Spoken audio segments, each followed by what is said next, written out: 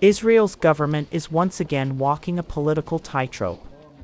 But this time, the pressure isn't coming from opposition parties, it's coming from inside Prime Minister Benjamin Netanyahu's own coalition.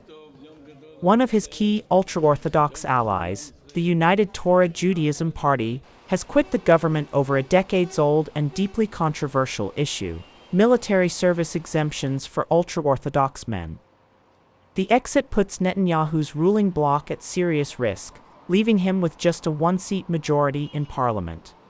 The conflict is emerging now because for many decades the Ultra-Orthodox didn't serve, and they were able somehow to bypass the system because of all kinds of coalition deals. But now we're in the midst of a long war, the longest war in Israel's history since 1948, the War of Independence, over 20 months.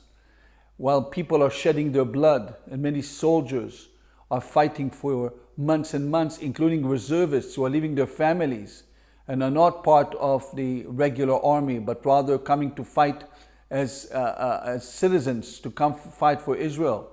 And they fight 300, 400 days, not seeing their kids, their wives, while the Ultra-Orthodox are completely avoiding service to the state while enjoying the money of the state. The flashpoint is a new military conscription bill that would require ultra-Orthodox men, known as Haredim, to serve in the Israeli Defense Forces. For many in that community, military service threatens their religious way of life.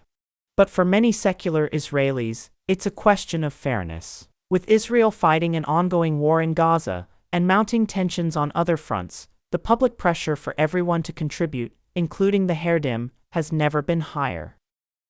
The key issue here is that the Ultra-Orthodox does not see the Israeli state and Zionism, the movement of self-determination for the Jews in their own independent homeland, as something valuable in maintaining Judaism. In fact, they are hostile to the very idea of modern Judaism altogether and modernity and the Israeli state. Many of them are used to mourn during Israel Independence Day, but they've garnered lots of political power and have also managed to get into state institutions and receive lots of subsidies because of their political power as part of ruling coalition. The exemption dates back to 1948, when Israel's founding Prime Minister Ben-Gurion allowed 400 yeshiva students to skip service and focus on Torah study, an attempt to preserve sacred Jewish traditions nearly wiped out during the Holocaust. But today, that number has grown dramatically. The ultra-Orthodox now make up over 13% of Israel's population, a figure expected to rise to nearly one-third within the next 40 years.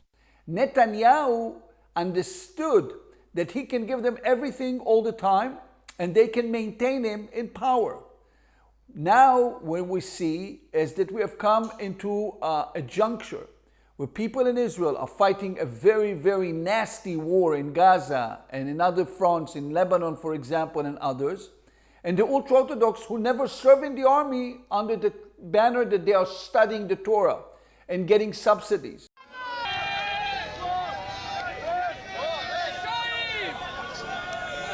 Many Haredim live in tightly knit religious communities. They often do not pursue secular education or regular employment, focusing instead on lifelong religious study. Most rely on state subsidies, donations, and the modest wages of their wives to get by. While a small number do enlist in the military, the vast majority do not, a divide that many Israelis believe deepens social inequality, especially during wartime. Netanyahu is fighting a war not to win for Israel, but to win for his coalition, as so many people have articulated. For him, maintaining the coalition is a key factor, because if he's not, he's out of office.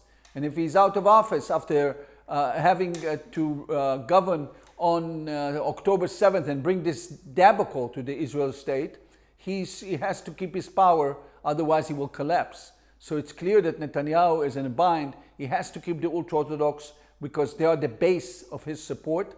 So, has Netanyahu's government collapsed? Not yet. But it's certainly vulnerable. the withdrawal of United Torah Judaism won't officially take effect for 48 hours, a window that gives Netanyahu a last-minute chance to negotiate and hold the coalition together. If another ultra-Orthodox party, Shas, follows UTJ's lead, the government could lose its majority entirely and become unworkable.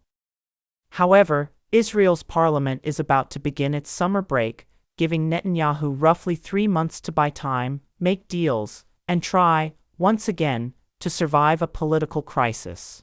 If they will not go to the army, we are here to have a clash. The nature of the clash is unforeseen.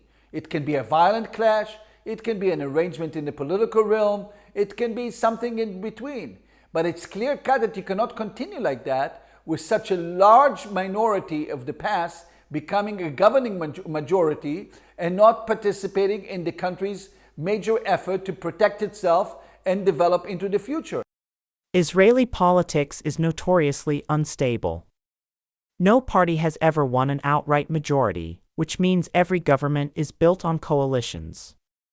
Those alliances are often fragile, stitched together across deep ideological and religious divides.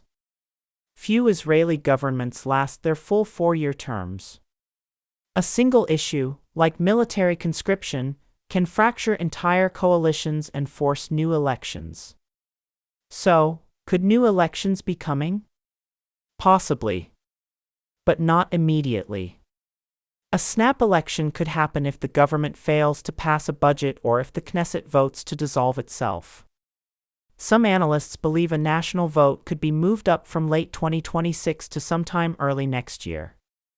For now, though, all eyes are on Netanyahu and whether he can hold together a coalition that's beginning to unravel from within.